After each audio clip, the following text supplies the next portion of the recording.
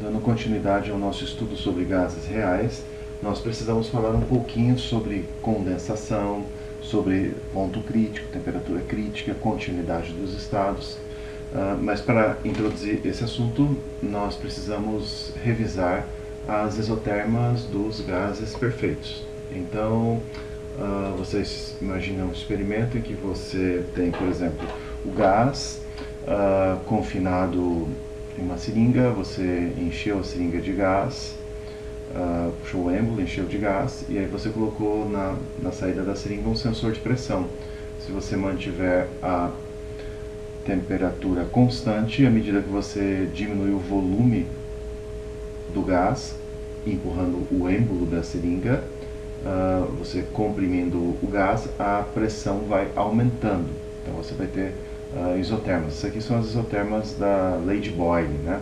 Qualquer ponto aqui nessa isoterma, por exemplo aqui, quem sabe aqui, qualquer ponto nessa isoterma, você tem que o produto pressão-volume é igual constante. E essa constante depende da temperatura e do número de moléculas, ou número de mols, ou massa do gás que você tem. Então, você tem essa hipérbole equilátera aqui. Quer dizer, isso aqui vai encontrar o eixo x lá no infinito, isso aqui vai encontrar o eixo y lá no infinito. Então, esse é o formato geral das isotermas para um gás perfeito. Então, temos aqui as isotermas de Boyle. Sempre o produto pressão-volume é constante. Então, aqui, por exemplo, nessa figura você tem 1, 2, 3, 4 isotermas. Essa isoterma aqui medida numa temperatura mais baixa, essa medida numa temperatura mais alta.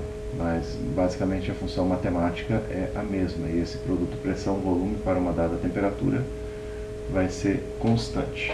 Esse gráfico tridimensional aqui também mostra essas isotermas, né? Então, aqui você tem uma isoterma numa certa temperatura, aqui você tem outra isoterma numa outra temperatura, e assim por diante. Então, são isotermas para gases perfeitos. Gás perfeito seria aquele gás que ocupa um volume bem grande. Na verdade, a massa específica do gás perfeito tende a zero. Então, o gás perfeito ele ocupa um volume bem grande, as moléculas estão muito afastadas umas das outras, e a temperatura é suficientemente alta, uma temperatura, digamos assim, acima da temperatura de condensação. Precisamos falar agora sobre a condensação. Então aqui nós vamos introduzir as isotermas de gases reais. Então o primeiro exemplo aqui que nós vamos introduzir seria para o CO2. Então esses dois casos aqui são isotermas para o CO2. Se você pegar aqui a isoterma para o CO2 medida a 50 graus Celsius, você nota aqui essa curvinha, ó, ela se assemelha muito à isoterma do gás perfeito. À medida que a temperatura vai baixando, o formato da função muda. Mas em altas temperaturas, acima de uma temperatura denominada crítica, as isotermas vão se assemelhar bastante às isotermas do gás perfeito. Agora vamos pensar na isoterma medida a 20 graus Celsius para o CO2. Imagine que você está nesse ponto A aqui, ó, ponto A. Então você tem o gás ocupando um certo volume a uma certa pressão, e você comprime o gás, ou seja, diminui o volume de tal forma que o volume vai diminuir até o ponto B. A pressão aumenta naturalmente, seguindo a equação dos gases perfeitos praticamente aqui, talvez com alguma correção. Se você diminuir ainda mais o volume, comprimindo o gás, chega a esse ponto C, e a partir desse ponto C, no sistema já são observadas gotículas do líquido. Esse é um sistema que permite a saída de energia do sistema. É um sistema fechado, ou seja, as moléculas não escapam, mas pode haver entrada ou saída de energia do sistema. Então, nesse ponto C, você comprimiu tanto o gás que as moléculas começaram a interagir atrativamente, e você já tem as primeiras gotículas do líquido no sistema. De tal forma que, se você comprime o gás de C para D, você diminui o volume, a pressão não aumenta, mas aumenta a quantidade, a massa de líquido. Diminui ainda mais o volume até E, nesse ponto você só tem líquido. Então, essa figurinha aqui do lado ilustra melhor isso. Esse ponto A, representado aqui, você só tem CO2 no estado gasoso. Quando você comprimiu de A para B e depois para C, nesse ponto C já começa a aparecer líquido. Então, você vai ter gás e a interface aqui entre o líquido e gás, uma superfície que separa o líquido do gás.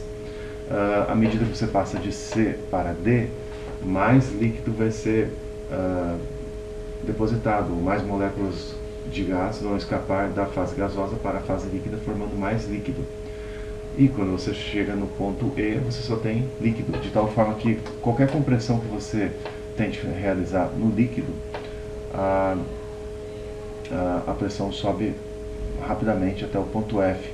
Uma variação mínima no volume resulta num incremento de mais de 20 atmosferas na pressão, porque o líquido é praticamente incompressível. Alguns comentários que eu tenho que fazer é o seguinte, olha, nessa temperatura aqui, 20 graus Celsius, essa pressão aproximadamente 60, um pouquinho menos de 60, seria a pressão de vapor do CO2 nessa temperatura. Esse volume aqui nesse ponto C seria uma espécie, digamos assim, de volume molar do gás, e o volume no E aqui seria o volume molar do líquido. À medida que você passa de C para D, esses volumes molares não mudam, mas o que muda é a quantidade de líquido que vai se formando. Vejamos o que mais temos aqui. Essa é uma região aqui de duas fases, quer dizer, qualquer ponto aqui dentro, nessa região aqui você tem duas fases. Quando a temperatura vai aumentando, essa região de duas fases vai ficando mais estreita. Então, por exemplo, você poderia ter aqui uma temperatura 0 graus Celsius, a formação de líquido já nessa pressão inferior a 40 atmosferas. E a região aqui de duas fases é bem mais ampla. Chegou nesse ponto aqui, você só tem líquido.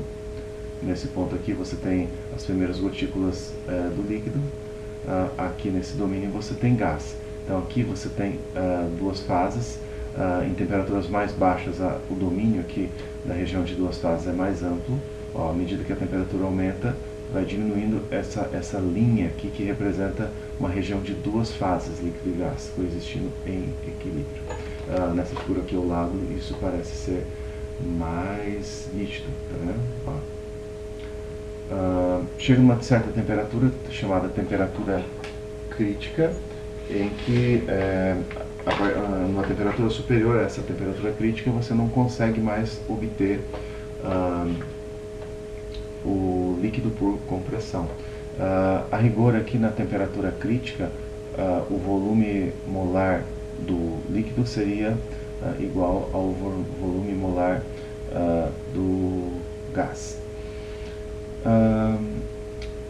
Uma coisa importante aqui é que a temperatura crítica é aproximadamente 1,6 vezes a temperatura normal de ebulição, e o volume crítico é aproximadamente 2,7 o volume do líquido na temperatura normal de ebulição. Agora nós precisamos pensar nessas transformações e será que é possível eu partir de A, por exemplo, que é nesse ponto aqui, um gás, começa nesse ponto A, e transformá-lo num líquido nesse ponto E, sem passar por essa região de duas fases? Então, vamos pensar.